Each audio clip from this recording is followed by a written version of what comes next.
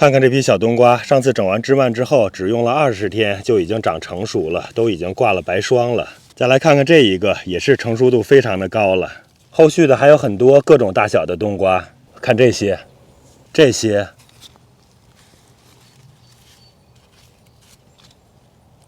还有这些，再找找的话，还能找到一些挂白霜已经成熟的。下午的天气实在是太热了，在太阳底下暴晒的冬瓜都已经打蔫了，而那些有遮阴的冬瓜叶子就长得非常的好。不过这些都是正常现象，到了晚上或者是第二天早晨天气凉下来的时候，就全都恢复活力了。今天主要是想跟大家分享一下20天前我的整枝实践，看看冬瓜是怎么样进行整枝整蔓的。今天主要是看到我这一片冬瓜都已经开花了，而且也长了不少的侧枝，所以想在明天下雨之前把这些侧枝给它打一打，整理一下。咱们先从这一颗长得比较大的冬瓜开始吧。我一般给冬瓜进行整枝整蔓是以3蔓为主的，就是1条主蔓加上2条侧蔓，有时候也是1条主蔓加上1条或者是3条侧蔓。一般冬瓜的主蔓是很好辨认的，看这颗冬瓜的主蔓是沿着这个方向的。然后我们看到前边主蔓上已经结了一个小瓜了。其实冬瓜打枝也比较简单，我们回到根部之后，可以选2条离根部比较近又比较健壮的侧蔓把它留下来，其余的给它打掉。这样的话，侧蔓加上主蔓一共就构成了3蔓，来给它剪掉。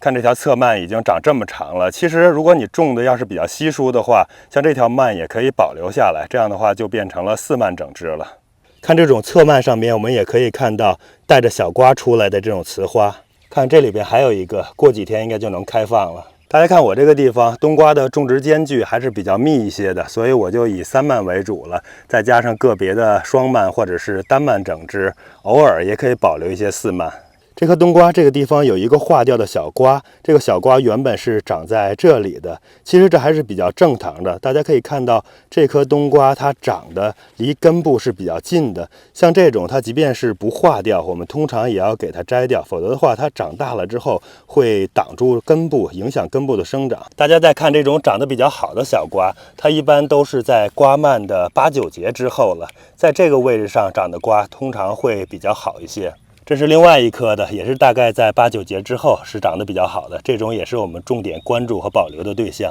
看看周围的这些雄花开的还是比较茂盛的，等这些带着小瓜的雌花，它的花一开就可以很快的授粉成功了。刚才一不留神忽略掉了，大家看这里边还有一条侧蔓，这条侧蔓也可以给它打掉。3蔓整枝做好之后，我们也可以人为的调整一下侧蔓的位置，让它们按照我们预想的方向生长。我这批冬瓜是以半爬网半爬地的模式生长的，也就是说它向这个方向长的就是爬地的，如果它向网的方向是也可以爬到网上去的，但是我这里边没有藤架，所以它上网之后就爬到另外一侧去了，其实也是架空了之后也是爬地的。看这种长得快的，它自己已经爬上去了，旁边还有一个小的已经从网钻出去了，向草地的方向生长了。我们接着来看第2颗冬瓜，看看这一颗，它这儿是1条主蔓，然后这里1条侧蔓、2条侧蔓、3条侧蔓，根部周围有3条侧蔓。我刚才看了一下，这一条是最短最小的，所以我把它剪掉，这样的话就留2条侧蔓。就像这样给冬瓜进行整枝整蔓，总体上来说还是比较简单的。整完之后，我们也可以顺着主蔓再检查一下，看看往前找还有这种小的侧蔓，像这种的话，我们也可以给它打掉。再往上走，看这里边还有1条，这种我们也可以给它打掉，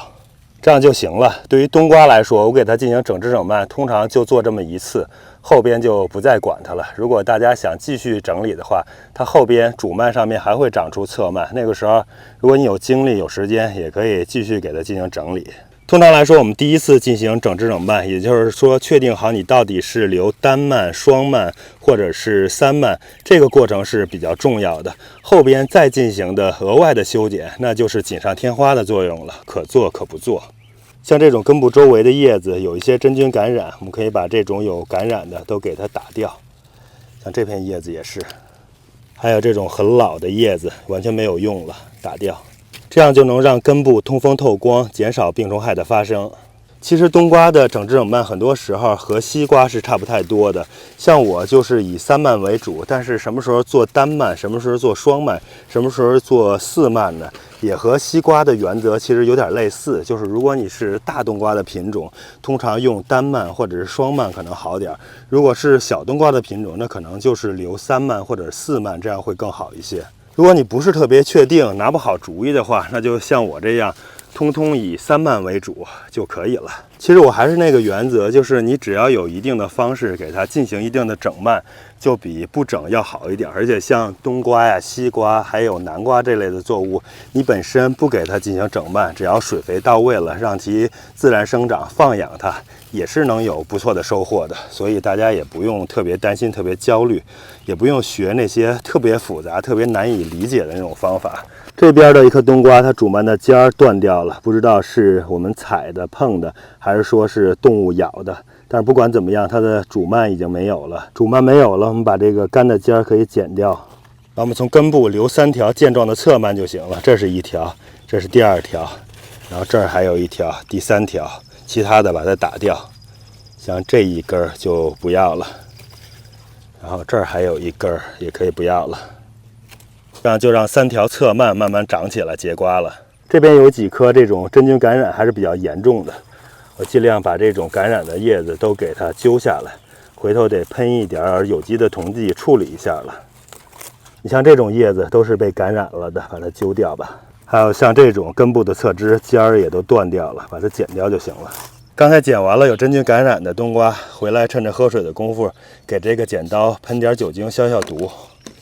以免这种感染扩散到其他的冬瓜上。哎呀，又看见小兔子了。这兔子是太能生了，1年能生好几窝，然后1窝好几只，长大之后都是菜园的祸害呀。你还拿它没什么特别好的办法。哎呀，回来喝点水，实在是太渴了。这种天气下干活真是太累了，感觉有点要中暑，过一会儿就得歇一下。行了，我去把剩下的枝赶紧剪完。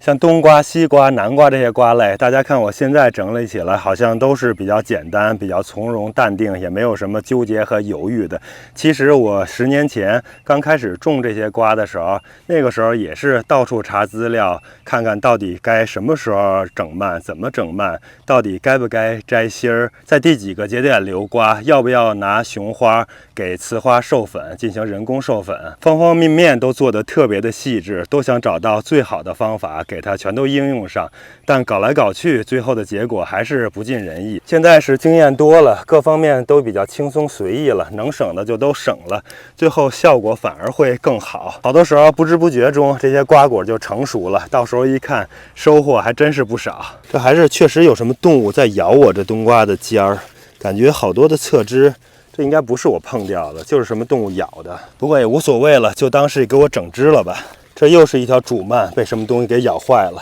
然后侧蔓这里边也是被咬掉了。这还剩下1、2、3、4条侧蔓，我就把这4条都留下来吧。刚才说到，不管是种植还是整枝整蔓，各个方面现在都比较随意，就是瓜果长得反而比较好，收获也比较丰厚。我还在想啊，10年前我追求各种各样的方法和技巧，遵循那些教科书般一样的理论去实践，结果还是种不好菜。后来就是随着经验的增加，化繁为简，很多事情都不做了，反而菜种的是越来越好了。看来在种菜的这条路上，还是经验是最重要的。所以现在我在实践过程中给大家介绍的这些方法，都是我这些年一步一步简化的结果。大家看到的都是最简单，也是我认为最关键、最有效的部分，非常容易照着做，也没有什么需要记忆的，轻轻松松的实践就可以了。掌握这些最基本、最关键的部分之后，如果大家愿意，可以再去实践一些其他的那种技巧，看看那些技巧对你来说是不是能起到锦上添花的作用。我是觉得那些付出和回报不成比例的方法，其实并不是什么好的方法，不值得大力的推广和实践。我刚才逮到了这种臭虫，也看到了黄瓜虫的踪迹了，等一下还得调点苦楝油加上除虫菊酯给它喷一喷。关于整枝呢，我这里还想再多啰嗦2句。其实大家如果能抓住本质的话，就会清楚地认识到整枝的目的到底是什么呢？其实植物是需要光、需要水、需要通风、需要营养的，这些才是植物最关键的。我们给它整枝的目的就是减少营养的损耗，增加它的光照率，增加它的通风透光，减少病虫害。这些能做到了，其实你的植物就能种好了，不用太多的纠结于我到底是该做单蔓好，还是双蔓好，还是3蔓好，还是4蔓好，还是不整蔓好呢？你只要把前面说的关键点能保证到了，不管你怎么样做，都是很好的一种实践。这也是为什么大家在找整枝整蔓的方法的时候，会有各种各样的方法，各种各样的实践。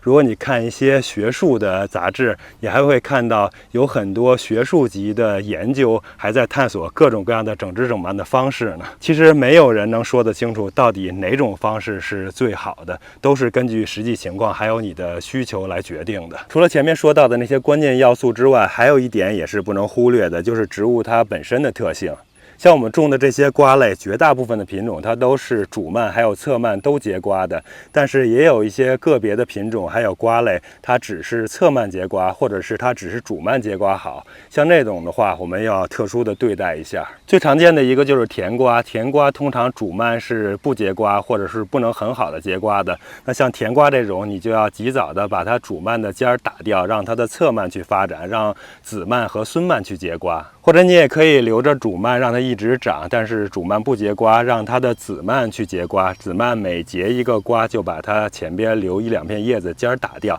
这样也是一种利用植物结瓜的特性让子蔓来结瓜的整枝整蔓的方式。这边这一片冬瓜的整枝整蔓工作我就做完了。刚才整蔓的时候，大家可能也看到我冬瓜这个地方是铺了黑膜的，黑膜的下边有滴灌带，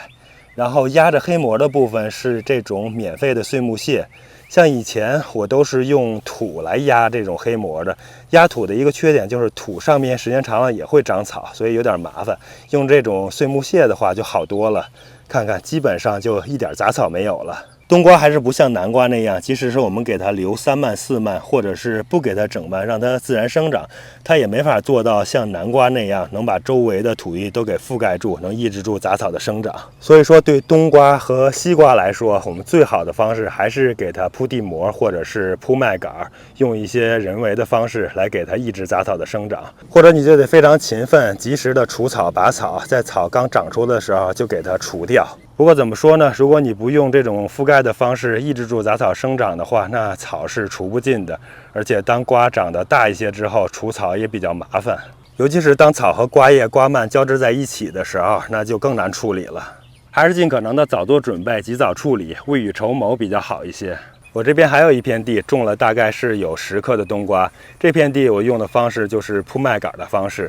铺麦秆的方式当然比塑料薄膜更有机、更环保一些。铺麦秆呢，你就不用像塑料薄膜那样，不用想着秋天收获之后给它想办法要收走，麦秆就可以给它和土混在一起，就成了天然的肥料了。不过麦秆也有一个明显的缺点，就是不管你再怎么铺，它还是不能完全抑制杂草的生长的，总是还会长出一些。另外就是麦秆里通常都有小麦的种子，这些小麦的种子会发芽，像这种也会长出一些小麦来。这种小麦苗感觉就像杂草一样了。所以如果这种小麦苗要是长得特别多的话，我们还是得稍微给它处理一下，给它拔一拔。如果不是特别多，或者是这些冬瓜长得比较大了，那这些小麦其实也就没有什么影响了。这边这批冬瓜呢，还是有点太小，还不到整枝整蔓的时候，所以今天就不做处理了，